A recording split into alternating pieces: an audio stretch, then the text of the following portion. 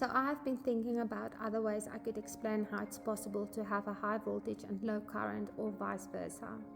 So a while ago I saw this thing on my meter and I thought this would explain it pretty well and from another angle. So I live in South Africa. We have winter in June and July, and because Eskom can't supply enough power or electricity for the high demand, we have something known as load shedding. When there's no electricity, you can only imagine.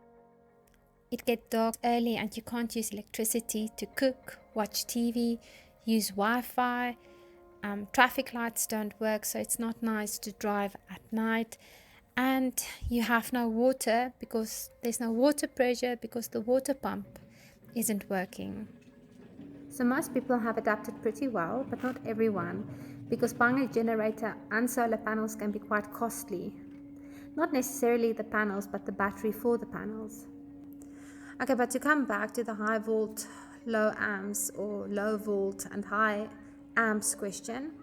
So at night when there's load shedding, we go outside to switch on the generator. Then we can bath and shower because there's water pressure, and we can at least charge our phones and have Wi-Fi. So to make the generator start more easily, we switch off the air cons, the water pump, dishwasher, geyser, and so. Some of it we leave off because it pulls too much from the generator and it cannot support all the appliances. Okay, but take the water pump. When the water pump turns on, you can hear the stress it puts on your generator. Nothing to worry about though, it's normal. But the following I've noticed when we switched on the pump, there was a significant voltage drop and a spike in the amps for like a split second. It happened and I saw it, but how can you make sense of it?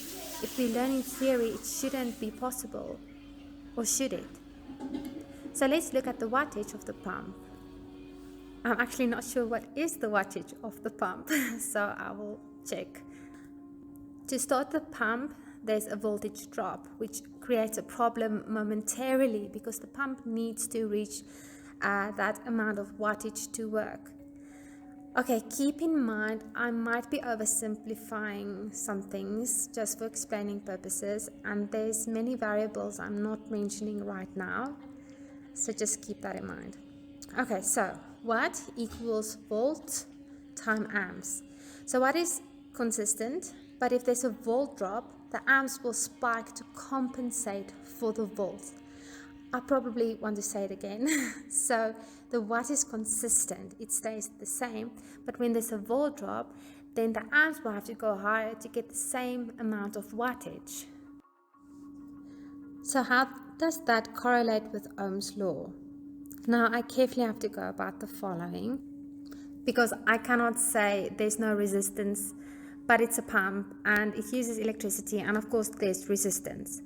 But Ohm is literally not in the equation. So why try to apply it when it's not applicable? If we do start messing with the resistance, Ohm's law will definitely apply. But we are not. We are messing with the wattage, or not really the wattage, but there's a volt drop and a compensation in the amps to make up for that volt drop.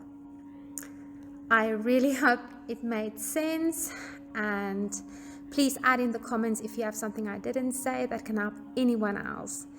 Please like the video if it made sense. I'm not going to ask you to subscribe, so good luck.